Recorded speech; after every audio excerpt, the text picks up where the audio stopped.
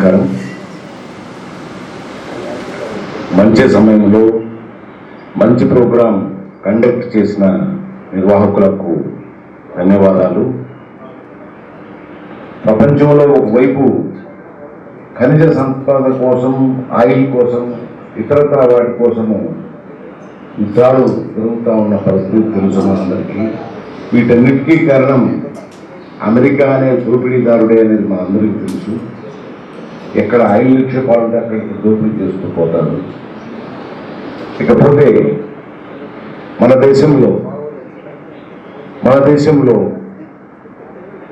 పలు చోట్ల మనం చూస్తూనే ఉన్నాం. కులం పేరుతో, మతం పేరుతో రకరకాల వైషమ్యాలు సృష్టించే వాళ్ళు ఉన్నారు. వాటన్నిటికీ వ్యతిరేకంగా సమైక్యవాదులందరూ మాటలు మాట్లాడమే కాకుండా ఆచరణలో మనమంతా ఒక్కటే, మనుషులమంతా ఒక్కటే అనే రకమైన పద్ధతిని ఆచరించడానికి ప్రయత్నం చేయాలా. ఇంకొక చిన్న విషయం, సూచన నాది ముస్లిం పెద్దలకు. విషయం ఏంటంటే,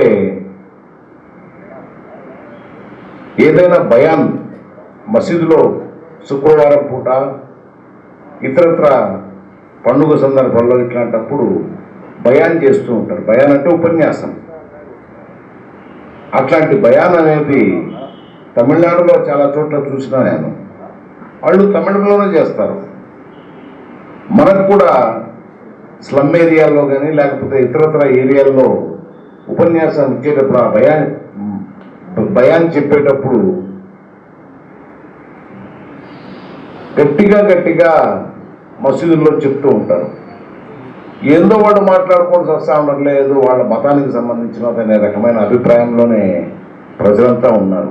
అట్లా కాకుండా పెద్దలందరూ కొంత ఆలోచించి అది మంచి విషయము, ప్రజలందరికీ, మానవాళి అందరికీ సంబంధించిన విషయము, మంచి విషయాన్ని 10 మందికి తెలియజేయడం మన బాధ్యత. ఆ బాధ్యతలో భాగంగా భాష అనేది కూడా స్థానిక భాషలో ఆ బయాన్ చేస్తే బాగుంటుంది. ఆ విధంగా ప్రయత్నం చేయాలని చెప్పి పెద్దలను కోరుకుంటా ఉన్నాను. ఈ అవకాశం ఇచ్చిన మీ అందరికీ కాంగ్రెస్ పార్టీ తరఫున ధన్యవాదాలు తెలియజేసుకుంటున్నాను.